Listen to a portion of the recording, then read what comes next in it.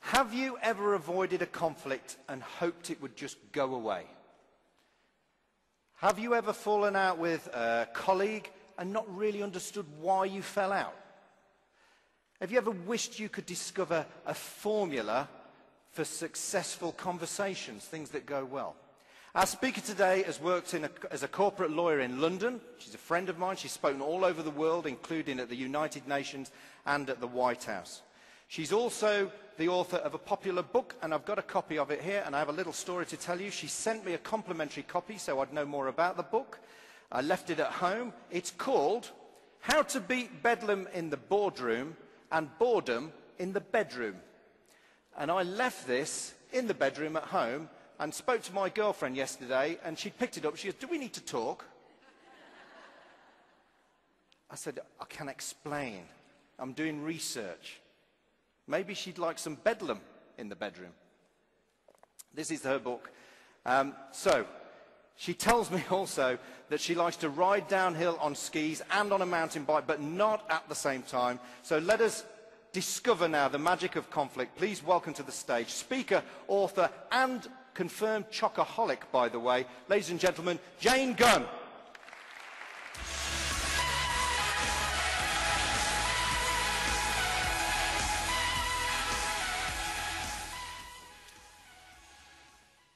Let me tell you something that happened to me not so long ago. It was a cold, grey day in September 2009 when the phone rang. "Hello, is that Jane?" "Yes, speaking." "Jane, this is Linda from CIA. Jane, I'm sorry to tell you that you've been unsuccessful in your bid. We've awarded the contract for the training program for the next 5 years to Brenda." "What? What?" I could feel the anger rising inside me, and I could see the disappointment on the face of my partner, David. You see, Brenda was a member of our training faculty. She was a member of our team, a friend. And yet, she had bid secretly against us for this important job, and she hadn't said a word to either of us about being unhappy. You see, whatever is unspoken is hardest to change. Has anything like that ever happened to any of you? Have you fallen out with someone and you've not known why? But on the other hand, have you ever had a situation where you were in conflict, where people were unhappy, and yet you've managed to turn it into opportunity, into perhaps the best thing that ever happened? So we have a very short flashpoint session here this morning, and I'm going to share with you one short interactive exercise, and I'm going to share with you a very simple formula for success so that you can discover the magic of conflict. Now, if you'd like to take part in this short interactive exercise, I think you should all have been handed on the way in a piece of A4 paper and a pen or pencil. Is that right? Yes? Okay, so what you need for this exercise, and we're going to do it really, really quickly, is you need a partner. So you need to turn to the person next to you. If you haven't got someone to work with, you could change quickly or you can observe. You have a choice. So could you find a partner? You then need your drawing implement, your pen or pencil. Okay, and what I'd like you to do with your partner is to hold this jointly. So one of you needs to hold the bottom and one of you needs to hold the top. Okay. Are you all set? Okay. The first thing I would like you to do, and I'd like you to take just 20 seconds to do this, please, is to draw a house. Could you, between you, draw a house, please?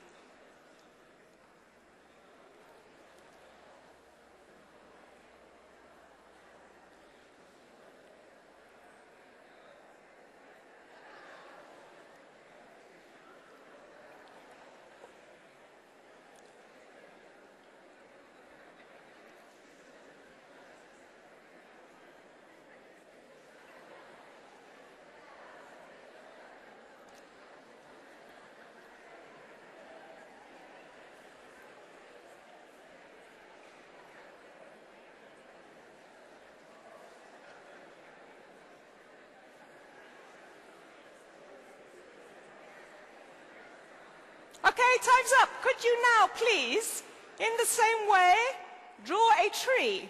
Could you, somewhere on your picture, draw a tree?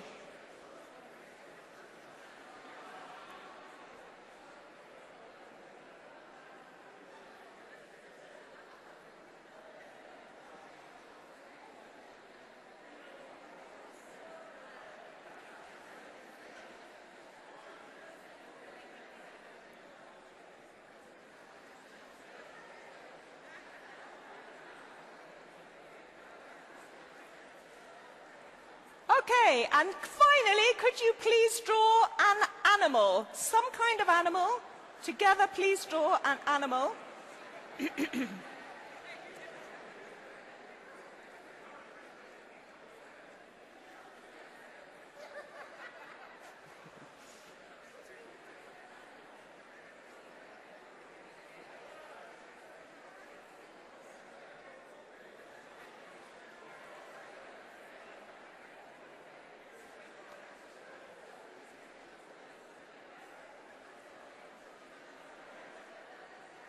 Okay, the final thing I would like you to do, please, is to sign your drawing. Would you please sign your drawing?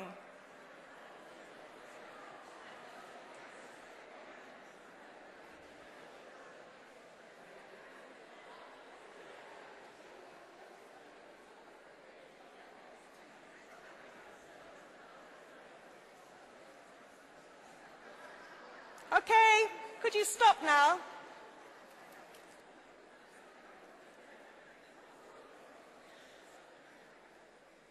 Fabulous. Look at this. Fabulous.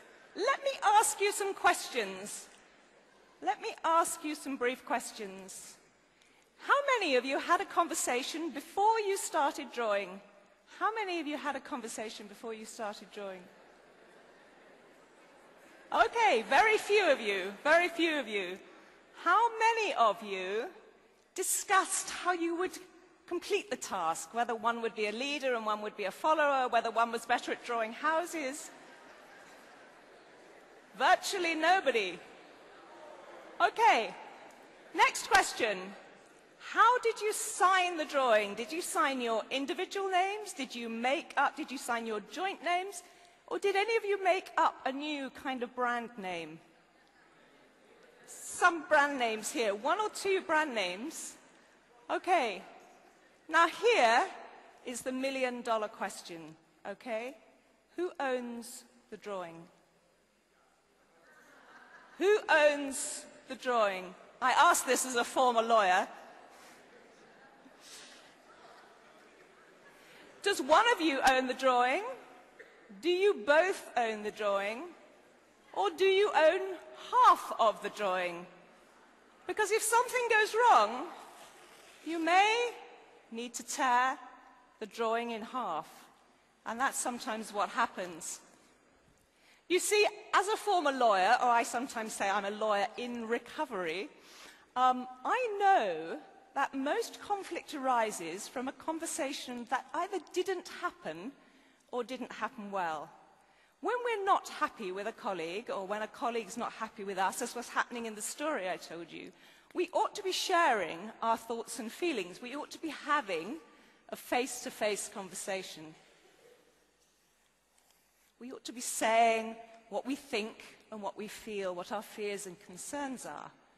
But what actually happens? Because we're afraid to have those conversations, because we don't know how to have those conversations, we have a conversation with ourselves in our head. Has that ever happened to you?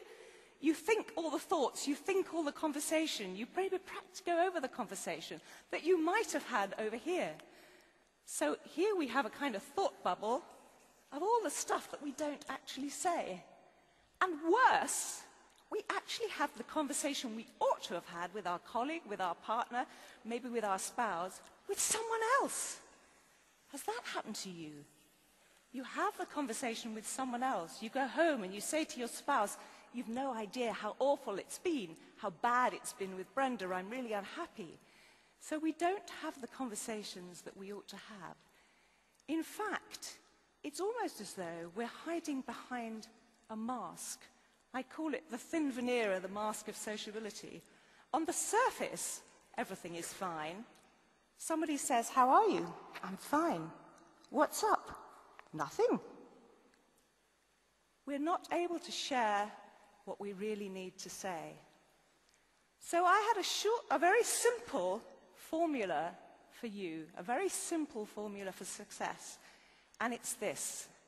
I believe we need to talk more often and talk more effectively.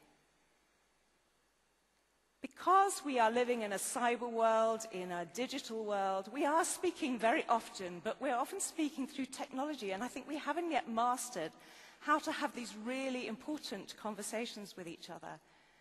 And I believe that there are specifically 5 conversations that we ought to be having. This is the when we ought to have conversations.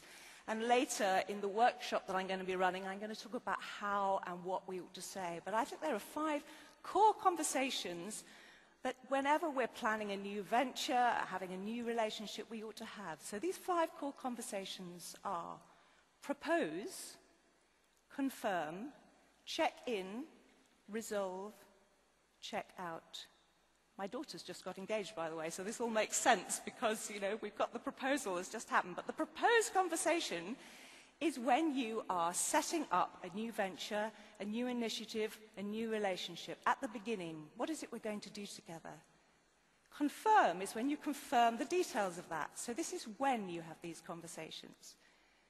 But the conversations we often don't have are the last 3. The check-in conversation, the resolve conversation, and the check-out conversation. Now, I'm going to tell you a really quick story that happened to me while I've been here. I checked in to the Park Inn to stay the night on Saturday, and lying in bed, I'd asked for a quiet room, and there was boom, boom, boom, boom, the noise going. So eventually, those of you who were here yesterday know that I always carry with me my nightclub earplugs. So I put my nightclub earplugs in, and I went to sleep. The next morning, the manager of the Park Inn checked in with me. "How's everything going? Are you part of the MPI conference?" "Yes, I am." I said, "I was really troubled last night. There was a lot of loud music." "Oh," he said, "Elvis was in the building." Elvis was in the building. So Elvis, they obviously had a Polish Elvis, was here in the building. Last night, I got back from the salt mine, and to find on my bedside table a gift and a note. "Dear Ms. Gunn, we would like to apologize for loud night. We promise that Elvis is gone tonight." Elvis has left the building. So there you are. If you have a check-in conversation from time to time, it's amazing what you discover.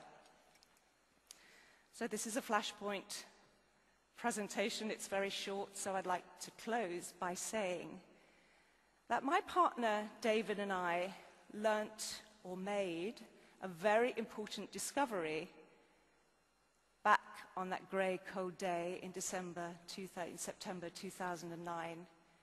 We discovered that if you want to be successful in business, if you want your business to thrive, you need to have these 5 core conversations.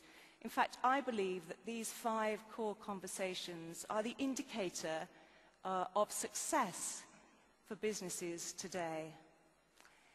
If you want to be successful, if you want to manage conflict, if you want to discover the magic of conflict, you need to know who owns the drawing.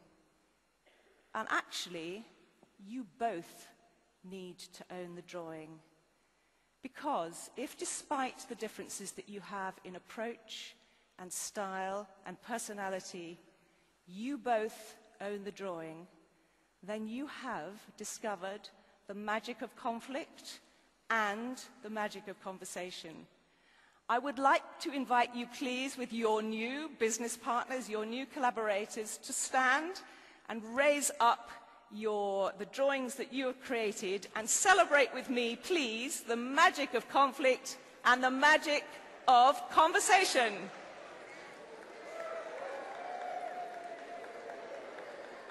Thank you.